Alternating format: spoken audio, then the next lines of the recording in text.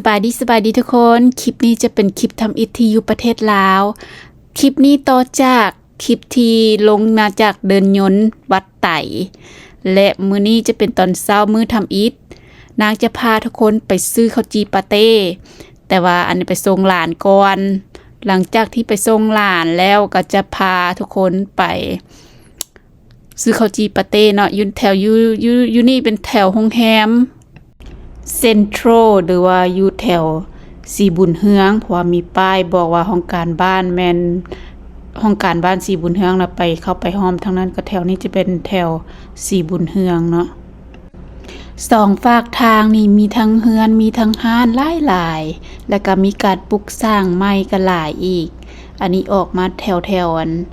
หอพิพิธภัณฑ์จะออกมาชิวๆรีบไปจัง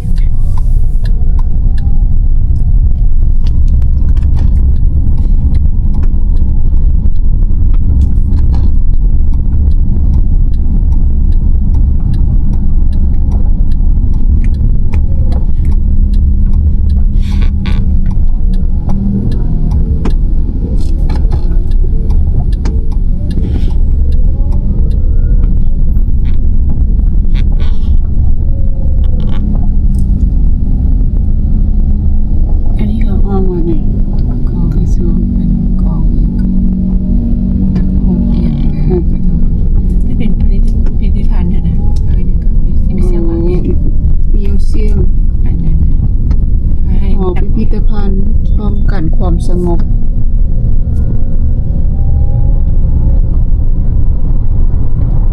มิวเซียม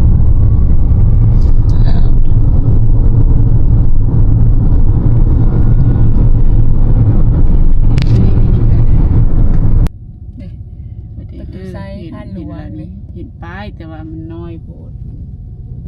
อ่านเห็นควรมันติดเสถึงกะจีปาเต้มันก็ติดอีกแบบนี้มันไปซื้อนี่สิงาเมื่อกี้นี่คือ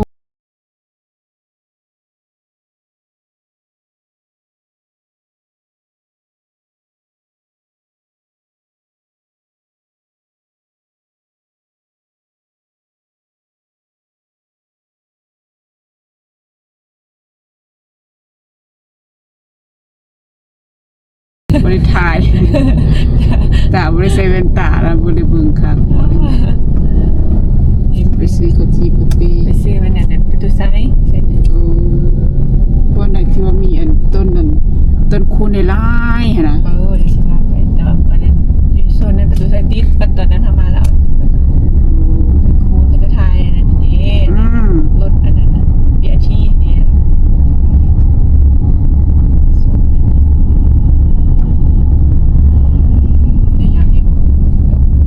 ว่าตาตีบอกยังญี่ปุ่นคำมันบ่ตายนี่กำลังสิเป็นดอกนะ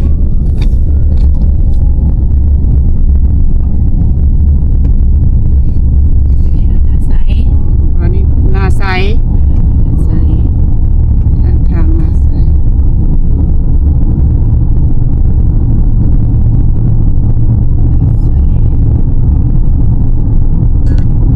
ขี่ไปขี่มาแถวนี้ก็จะเป็นทางหนองบ่อนยังเป็น2เลนคือเก่าเบื้องละ2เลนคือเก่าแต่ว่าอีกเลนหนึ่งเป็นบ่อนจอดรถเขาเจ้าจอดข้ามทางอ่ะเหลือเลนเดียวเดี๋ยวนี้นะเบิ่งไหม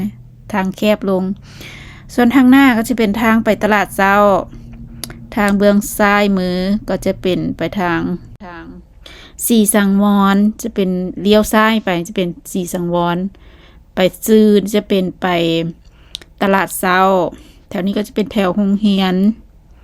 แต่ว่าบ่ฮู้ว่าซื้อโรงเรียนมาหยังอ่านบ่แจ้งบ่คักแถวโรงเรียนหนองบ่อนประมาณนั้นให้ขี่ไปเรื่อยๆเลี้ยวที่ไปซื้อเด้อตัวนี้จะไปซื้อเนาะบ่ได้เลี้ยวซ้าย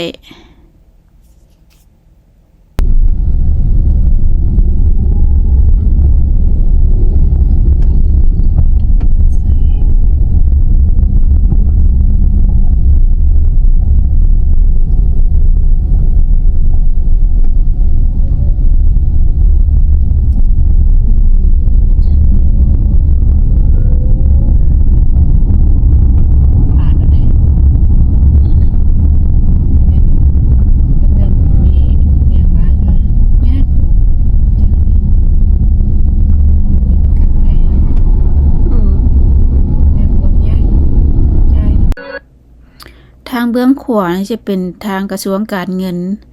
ตึกสูงๆนี่จะเป็นตึกยูนิเทลว่ะทุกคนบ่แน่ใจเพราะว่าลืมไปเมื่อน้องสาวไว้ฟังอยู่ว่ามันตึกยูนิเทลตึกเครือข่ายโทรศัพท์อหย่างจักอย่างนี่ล่ะ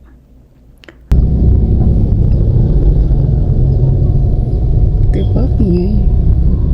รถจักรนี่วนไป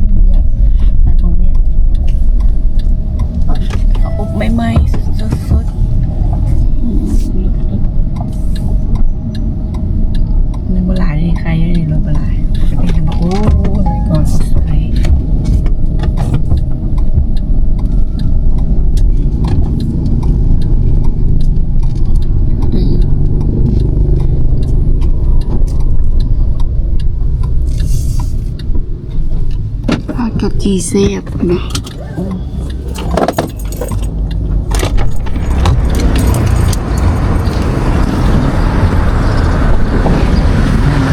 พาไปเดินว่ามีอย่างกินอยู่ทางนี้มีโย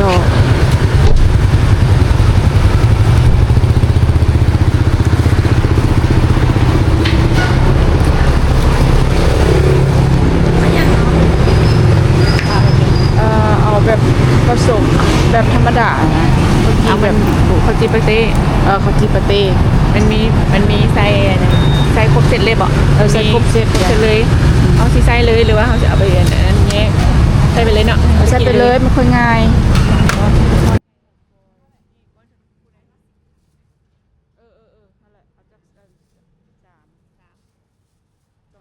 กินบ่ เอาไป3มาแล้วมันครึ่งแบ่งครึ่งก็ได้เขาไปแล้วเขาก็ยกไปครึ่ง2 สาม ก้อน ก้อนเท่าไหร่ก็ ก้อนละ70,000นี่ ก้อน70,000ปฏิปเตเป็นก้อน35,000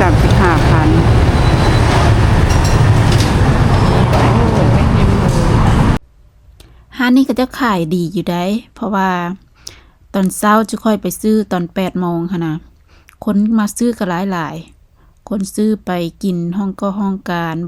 กินอาหารเช้านะแล้วก็ก้อนก็บ่ได้แพงปานใดก้อนหนึ่ง70,000เครื่องก้อน35,000มีทั้งยอแล้วก็มีทั้งซาลาเปาขายนำมีหลายอย่างเลยมียอมีขนมกินตอนเช้าและห้านนี้ก็ยังขายข้าวจีแบบล่าข้าวจีบ่ใส่หยังก็ขายคือกันก้อนหนึ่ง15,000 กีบก็ถือว่าโอเคอยู่ข้าวจีข้าวเจ้าหันแซ่บข้าวจีส่วนหมูยอนี่จะก็ขายคือกันนะขายตั้งหากก็มีคือกันก้อนหนึ่งประมาณ30,000หรือก้อนน้อยนะก้อนหนึ่ง30,000หรือว่า50,000ในบ่จื้อบ่แน่ใจค่อยซื้อไปก้อนหนึ่งมาเบิ่งคนเฮ็ดเนาะน้องเพิ่นเฮ็ดนะไวเขาเจ้าชำนาญนะแล้วก็เลยไวเนาะเขาจะปาดทุกอย่างไว้แล้วซอยไว้แล้วก็มีมาประกอบเข้ากันห้านข้าวจีนะตั้งอยู่บ้านโพนสวรรค์เหนือเป็นห้านของเวียดเป็นห้านคนเวียดเนี่ยนะเพราะว่าซื้อโรงงานข้าวจีอย่างก็ องค์ยุ่งองค์ยุ่งก็สิแม่นเวียดนามนะเนาะเพราะว่าซื้อเป็นซื้อเวียดนามผู้ใดสนใจก็ไปสร้างซื้อได้เด้อหลังจากที่จ่ายค่าข้าวจีแล้วก็จะพาไปเบิงแถวอนุสาวรีย์สิขี่รถกายไปทางนั้นเนาะบอนที่เขาเจ้าปลูกต้นคูนหลายๆหั่นนะแต่ว่ายามนี้มันบ่แม่นยามต้นคูนอันดอกคูนหันเบิดแล้วยังเดือแต่ต้นก็เลยจะพาทุกคนไปเบิงว่าเป็นแนวใดสภาพเป็นแนวใดเนาะไปหับไปชมกันเลยผู้ใดฮู้แด้ว่าวัดตัวนี้มันวัดหยังและวัดของเวียดหรือวัดของจีนอยากฮู้เพราะว่าขี่ไก่มาแล้วเขาเจ้าบ่มีป้ายก็อ่านบ่เห็นนะมันป้ายน้อยโพดนะผู้ใดฮู้แด้บอกได้เด้อ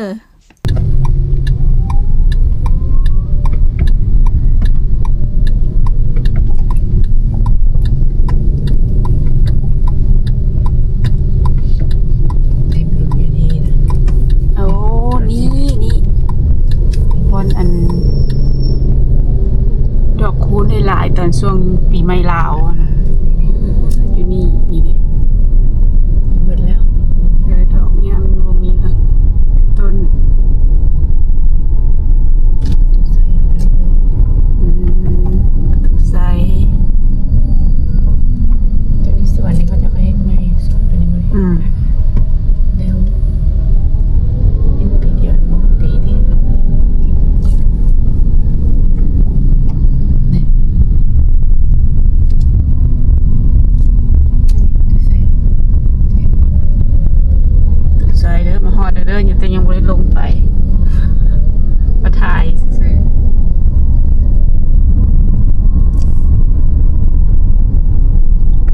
น้ำพุนี่เปิดไว้สิเลย มีมือมือเทปปิน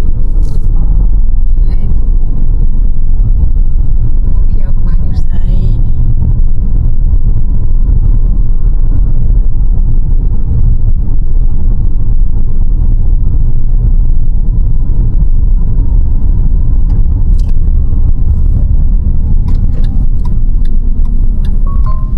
เอาไปห้องนี้ห้องนี้มันจะออกลงไปทาง อุตสาหบ่นี่ หมอห้องนี้เมืองบ้านเนี่ยห้องนี้มันก็เป็นแบบซื้ออันนั้น คาเฟ่ กาแฟแล้วก็ ยังต้นนี่สิหายหัวอุตสาหได้สิว่าสิออกไปฮอดพุ่น มาห้องละสวัสดิ์บางการบางกองอ่ะ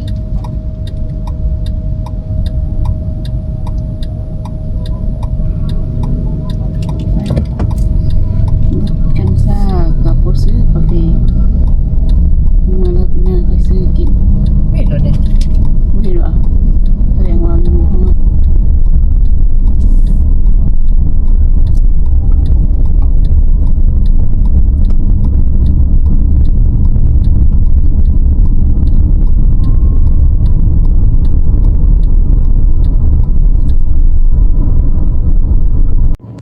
ฮอดแล้วอนุสาวรีย์แต่ว่าบ่ทันได้เข้าไปเทื่อเพราะว่าสิไปอันบ้านเกินก่อนอันคลิปนี้จะได้จบเพียงเท่านี้เนาะพอกันกับ EP หน้าก็คือ EP ไปบ้านเกินจะไปหาพี่น้องอยู่บ้านเกินก่อน ไปเบิ่งเส้นทางไปบ้านเกินว่าเป็นแนวใดเด้อคลิปนี้จะได้ลาเพียงเท่านี้ลาแล้วสบายดี